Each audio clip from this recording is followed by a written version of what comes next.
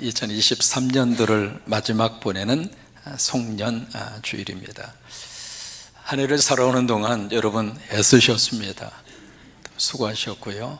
그리고 잘하셨습니다. 이 송년주일을 맞이하면서 우리가 가족 간에 꼭 서로가 격려하고 서로 해줄 수 있는 말이 있다면 괜찮아. 서로가 그렇게 좀 격려를 해주시는 그런 오늘 주일이 될 수 있기를 바랍니다. 또 우리 자녀들을 꼭 껴안고 나서 그 자녀들에게 자녀들아 괜찮아, It's okay, 괜찮아. 잘했든 못했든 여러분 그거는요 마지막 결론은 하나님이 내리세요. 그러니까 1년의 삶을 우리가 지내오면서 나름대로 여러분 최선을 다하셨잖아요. 여러분 그렇죠? 열심히 사셨잖아요. 그죠? 별로 대답도 안 하셔. 그만큼 살았으면 됐지. 그러니까 나름대로 하나님이 주신 삶의 자리에서 여기까지 달려오시느라고 애쓰셨고 수고하셨고, 그래서 서로가 서로를 보시면서 괜찮아요. 서로 한번 그렇게 격려해 주시기를 바랍니다. 괜찮아요.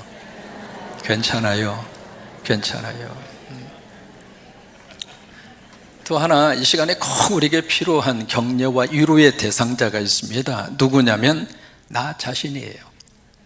나 자신을 토닥이면서 꼭 한마디 하세요. 참 잘했어, 수고했어, 괜찮아.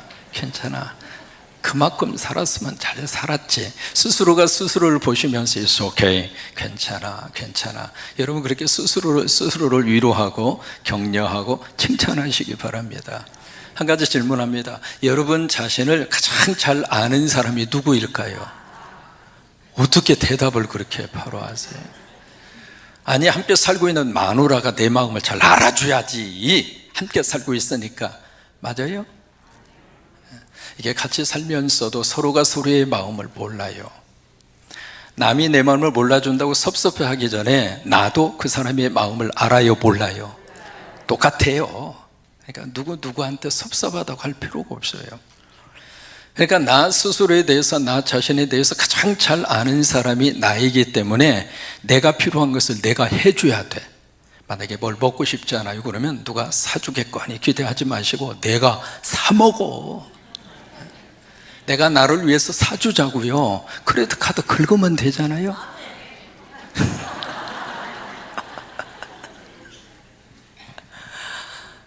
오늘 누가복음 15장이 그 유명한 일명 돌아온 탕자의 비유, 그 줄여서 돌탕 비유, 우리가 그렇게 이야기합니다마는 누가복음 15장의 말씀은 비유입니다. 어떤 사건과 사실을 우리에게 가르치기 위해서 주신 말씀이 아니라 이런 사실이 있었다, 이런 사건이 있었다, 그걸 말씀하시는 의도가 아니라 비유예요, 비유.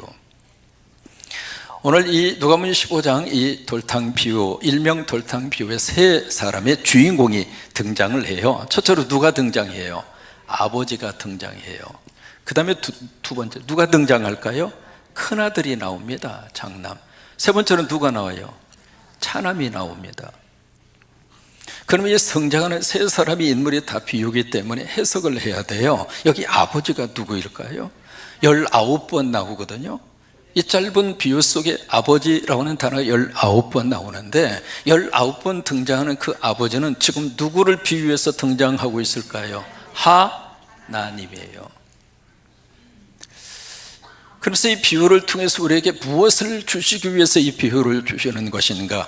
그 비유가 가지고 있는 핵심적인 내용은 너희가 믿는 하나님이 누구냐 이거예요. 내가 믿는 하나님은 어떤 분인가?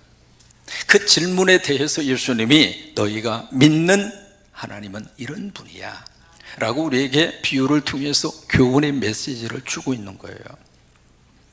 그러면 여기에 장남이 나오고 차남이 나오잖아요. 그러면 장남은 누굴까? 비유니까 해석을 해야 되지 않겠어요?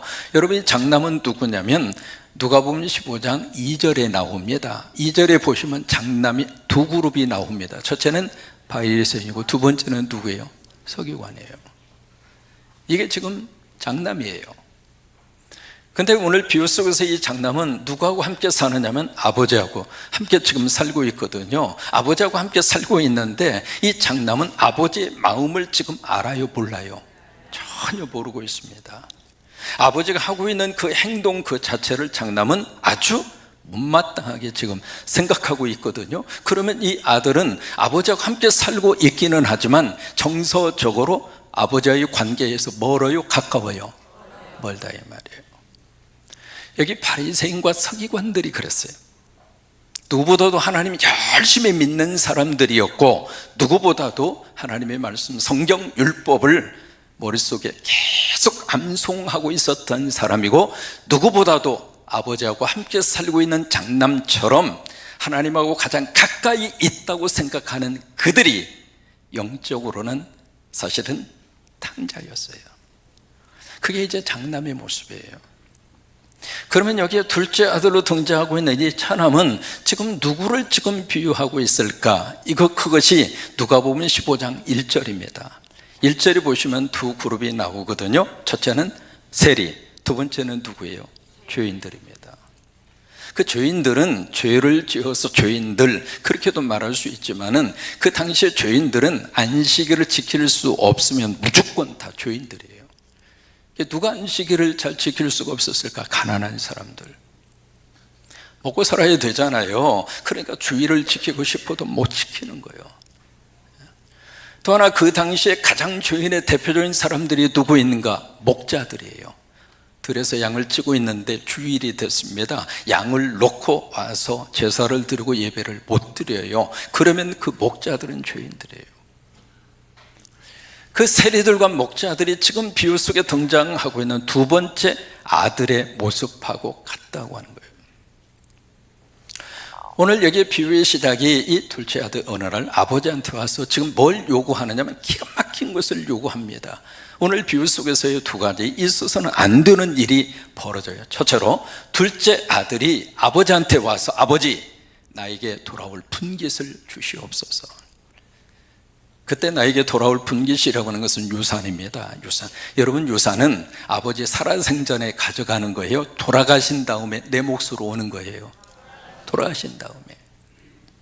근데 아버지가 지금 뻔히 눈이 시퍼렇게 떠서 살아 계시는데 살아있는 아버지 앞에 와서 아버지 어차피 죽을 거니까 죽은 다음에는 내 거니까 지금 그 유산을 나한테 지금 달라고 이 지금 둘째 아들이 아버지한테 그걸 요구하고 있거든요. 여러분 이거 있을 수 있는 일이에요? 있을 수 없는 일입니까?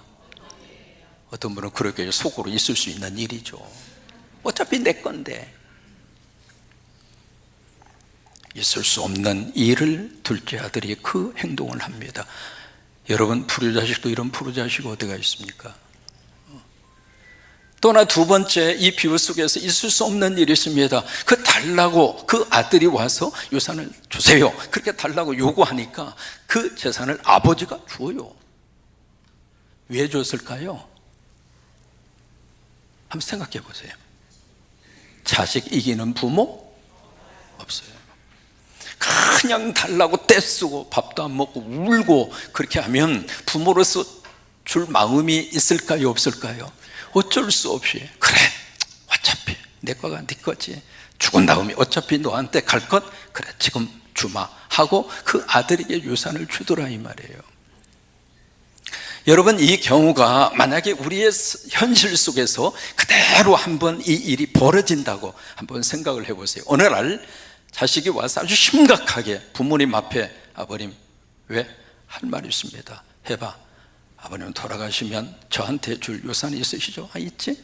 지금 주세요. 만약에 여러분 자녀가 그렇게 여러분들에게 딱 요구한다면 여러분 줄 거예요? 말 거예요?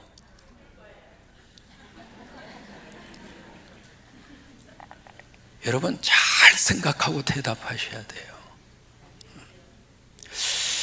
이거 줘야 될까 말해야 될까? 오늘 여러분 설교를 잘 들으시고요 노트에 꼭 적어 놓으셨다가 그런 일이 만약에 발생을 하면 딱 꺼내서 목사님이 그때 이런 말씀 하셨다니 그러니까 만약에 네가 내 재산 가져가고 싶으면 목사님한테 가서 허락받고 와 해서 저한테 미루세요. 자 생각해 보세요. 지금 이제 60 되신 분들이 있잖아요. 70 되신 분들이 앞으로 몇 년 살 것 같아요? 최소한 30년 사셔야 돼요. 이 놀랄 일이 아닙니다. 지금 말이죠, 평균 연령이 지금 80대 후반입니다만은 가면 갈수록 연령이 늘어납니다. 그러니까 지금 60 되신 분들은 100년 사셔야 돼요. 100세까지. 지금부터 40년을 더 살아야 돼요. 지금 50 되신 분들은 앞으로 110세까지 사셔야 돼요. 그럼 앞으로 몇 년 더 살아야 돼요? 60년 더 살아야 돼요.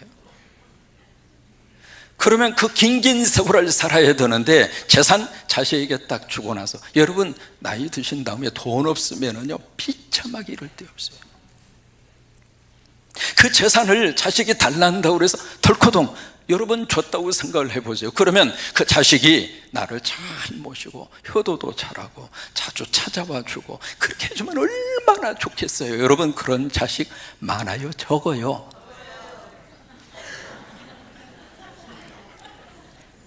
이미 게임 끝났어. 적다고 이미 다수결이 나왔어. 그렇게. 만약에 재산을 자식에게 먼저 여러분들이 물려주잖아요. 세 가지의 것을 잊어버립니다. 첫째, 재산 잊어버려요. 두 번째, 자식 잃어버려요. 세 번째, 여러분들의 인생도 잊어버려요. 그러니까 여러분 자식이 뭐 달란다고 그래서 덜커덩 주시면 안 됩니다. 그만큼 키우고 그만큼 교육시켜주고 그만큼 해줬으면 되지. 언제까지 해줘? 우리도 살아야지. 여러분 인생도 귀하잖아요. 응? 우리 남은 인생도 소중하잖아요. 좀 먹을 거 있으면 좀 먹고 하고 싶은 거 좀 하고, 그리고 좀 우리들이 살다가 천국 가야지. 여기 둘째 아들에게 참 있을 수 없는 두 가지의 일이 그렇게 벌어집니다. 그런데 그 재산을 아버지가 각각 나누어줘요. 12절에 보시면. 그러면 그 재산을 둘째에게만 줬어요? 아니면 장남처럼 똑같이 줬어요? 똑같이 준 거예요. 근데 그 다음에 13절에 보시면은 얼마 지나지 않아서 이 차남이 뭘 하느냐면 아버지가 준 유산 다 처분을 해서 현찰로 만들어서 표시로 만든 다음에 그 현찰을 딱 가지고 어디로 가요? 먼 나라로 아예 이민을 떠납니다. 왜 떠나요? 아버지가 싫다 이거예요.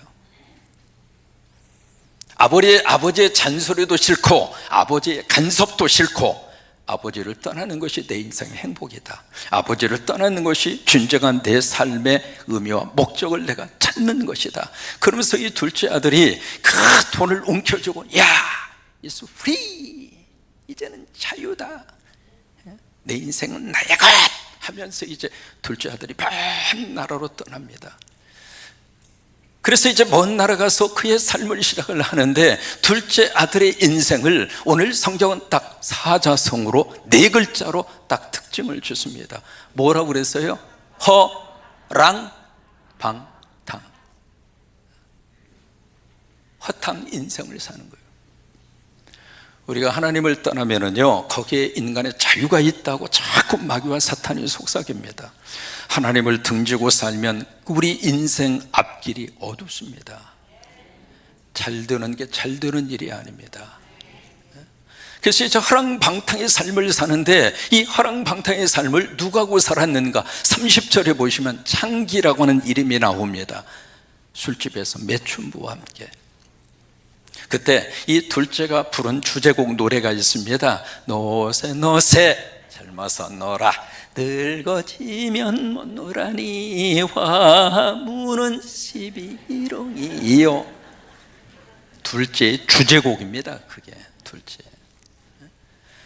결국 둘째의 인생이 어떻게 됐는가? 완전히 바닥을 쳐요. 비참한 삶의 자락으로 떨어지게 되는데, 두 가지 인생으로 그가 나락으로 떨어집니다. 첫째, 돼지만도 못한 인생으로 떨어져요. 돼지 우리에서 함께 살고 있잖아요. 유대인들이 가장 혐오하는 동물이 돼지예요. 두 번째로 이 둘째 아들이 어떤 삶으로 떨어졌는가? 빌어먹는 인생으로 전락합니다. 그 주엽 열매, 돼지가 먹는 주엽 열매, 그것도 부족해가지고 돼지하고 서로 더 먹겠다고 싸우는 빌어먹는 인생으로 둘째가 전락해요. 그런 삶을 살던 이 둘째 삶 속에 반전이 일어납니다. 그 반전이 17절이에요 17절에 보시면은 무슨 말씀이 기록이 되어 있느냐면 17절 한번 보세요. 같이 한번 읽겠습니다. 이에 스스로 돌이킨다고 하는 말, 이 돌이킨다고 하는 말을 구약 성경 히브리에서는 뭐라고 이야기하냐면 슈브라고 합니다. 슈브. 한번 해보실까요? 슈브. 이게 히브리어 이 슈브라고 하는 이 말이 repentance, 회개라고 하는 뜻을 가지고 있고요. 또 하나 돌아선다라고 하는 뜻이에요. 근데 이게 영어 번역에 보시면 참 재밌게 되어 있습니다. 어떻게 되어 있느냐면 영어 번역에 when, 때라고 하는 거죠. when he came to, 이게 뭐가 돌아왔다 그 말이에요. 돌아왔을 때 그 말이거든요. 그럼 뭐가 돌아왔는가? his sense, 다시 말해서 정신이 돌아온 거예요. 정신이 차려요. 그 전에는 정신 놓고 살았어요. 근데 이게 삶의 밑바닥에 딱 내려가 보니까 그때 정신 차린 거예요. 그래서 이 둘째 아들이 돌아옵니다. 돌아오는데 어떻게 해서 그가 돌아오게 됐는가? 두 가지요. 첫째, 자기 자신에 대한 자아 인식의 변화가 온 거예요. 그러면서 스스로 이렇게 생각을 합니다. 내가 하늘과 아버지께 뭘 지었어요? 죄를 지었어요. 그게 당연한 줄 알았는데, 자식으로서의 권리라고 생각한 줄 알았는데, 내가 내 아버지의 못을 가슴에 대못을 박았구나. 내가 죄를 지었구나. 자기 인식에 대한 변화가 온 거예요. 두 번째, 어떤 변화가 왔는가? 아버지라고 하는 이 단어를 기억합니다. 잘 나갈 때는 아버지를 전혀 생각하지 않았습니다. 아니, 아버지 자체가 부담스러웠어요. 아버지를 떠나는 것이 진정한 삶이라고 생각했는데, 있던 거 다 탕진하고 나니까 나에게 남아있는 것은 아버지밖에 없는 거예요. 여러분, 인생에 있어서 마지막까지 남아있는 존재는 아버지밖에 없어요. 하나님 아버지 외에는 아무도 없습니다. 오직 아버지.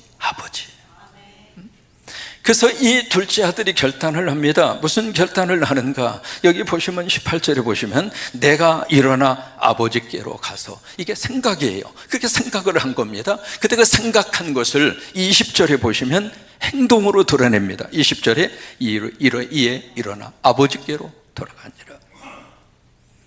그래서 아버지 앞에 왔는데 아버지는 멀리에서 아들이 오는 모습을 발견하고 막 뛰고 가서 그 아들의 목을 껴안고 키스하고, 그리고 좋은 옷을 내어다가 입히고 손에 가락지를 끼워주고 신발을 신겨주고, 그리고 그것도 부족해서 살찐 소를 잡아서 잔치를 벌입니다. 여러분, 이분이 우리가 믿는 하나님입니다.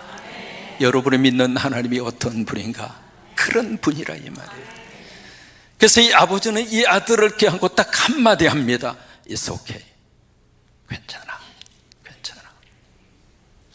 이제 나한테 왔잖아. It's okay. 괜찮아.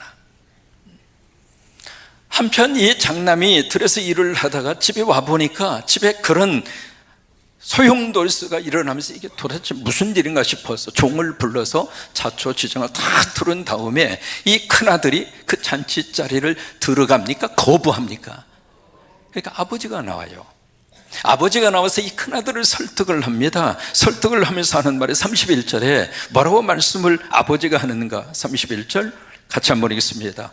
아버지가 이르되 예, 너는 항상 나와 함께 있으니 내 것이 다 내 것 이러되. 자, 큰아들도 유산 상속 받았습니까? 안 받았습니까? 그것도 자기 거고, 또 아버지 집에 살면서 집세 냈어요? 안 냈어요? 공짜로 살았잖아. 그래, 아버지가 지금 베풀어주는 은혜와 아버지 덕을 입고 지금까지 살았으면 얼마나 고마워요. 얼마나 감사해요. 근데 큰아들은 그것을 은혜인 줄을 몰라요. 그래서 마지막 31절의 이 비유의 32절의 결론으로 예수님이 그렇게 말씀을 하십니다. 31절 같이 있습니다. 이 내 동생은 죽었다가 살아났으며 내가 잃었다가 얻었기로 우리가 즐거워하고 기뻐하는 것이 당연하다 그 말이에요. 자, 보세요. 그러면 큰아들이 이 잔치집에 들어갔습니까? 안 들어갔습니까? 성경은 더 이상 언급하지 않습니다. 다시 말해 형제간의 갈등은 현재 진행형이라 이 말이에요. 중요한 것은 이 아버지는 큰아들도 끌어안아 주셨고 작은아들도 끌어안아 주셨습니다. 그래서 큰아들이든 작은아들이든 그들을 끌어안고 아버지는 그들에게 한마디 한 겁니다. 자녀들아, 아들들아, 괜찮아, 괜찮아. 그 장영희라고 하는 교수, 서강대 영문학 교수를 하시다가 몇 년 전 세상을 떠난 분이죠. 저분이 이제 어렸을 때 소아마비를 앓으셔서 평생을 목발을 짚고 사셨어요. 어린 시절에 친구들이 막 밖에서 뛰어노는 모습을 다리가 불편해서 함께 뛰놀지는 못하고 거기서 이제 구석에 목발을 옆에 놓고 앉아서 물끄러미 바라보고 있는 거예요. 마침 그 동네에 엿장수가 딱 지나가다가 그 모습을 보더니 깨엿 2개를 집어서 장영희 어린아이에게 딱 주면서 하는 말이 괜찮아, 괜찮아, 그 이야기를 하는 거예요. 처음에 장영희 어린아이는 엿장수가 하는 그 괜찮아, 그 말이 무슨 뜻인가? 공짜로 주는 엿 보고도 괜찮아, 그 뜻으로 괜찮아, 그렇게 말한 것인가? 아니면 목발 짚고 살아도 사람이 살 수 있단다, 그 의미로 괜찮아, 그 말을 했는지 헷갈렸어요. 근데 그 엿장수가 했던 그 2마디의 말이 장영희라고 하는 이 사람의 마음속에 꽂힌 거예요. 살다가 힘들 때 그 말이 떠오르는 거예요. 괜찮아, 괜찮아. 목발 짚고 너무 참 스스로의 자신의 모습과 처지를 생각하면서 막 마음이 이렇게 다운될 때 그때 엿장수가 했던 말 괜찮아, 괜찮아, 그게 살면서 너무 큰 위로가 된 거예요. 스스로가 스스로에게 너무 큰 힘이 된 거예요. 이분이 미국까지 가셔서 유학하신 다음에 서강대 영문학 교수까지 재직을 하셨죠. 자신의 삶을 담아서 그가 쓴 수필집이 있습니다. 그 제목이 바로 뭐냐면 살아온 기적, 살아갈 기적. 내가 지금까지 살아온 것 자체가 기적이구나. 이 한 해 살아온 것이 기적이잖아요.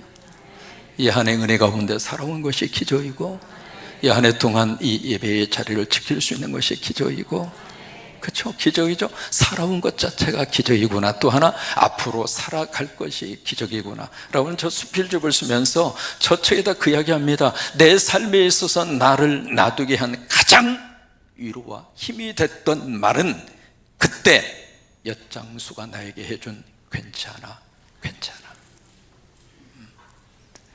그래요, 괜찮습니다. 한 해 동안 여러분 애쓰셨습니다. 그리고 수고하셨습니다.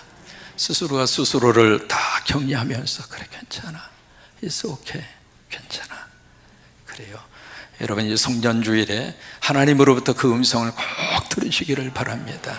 오늘 비유는 왜 우리에게 이 비유를 주셨는가? 우리가 믿는 하나님, 그 하나님은 둘째이든 첫째이든 첫째이든 둘째이든 그 하나님은 우리를 꼭 기억하시고, 사랑하는 자녀들아, It's okay, 괜찮아, 괜찮아. 주님은 그 말씀을 우리에게 해주십니다.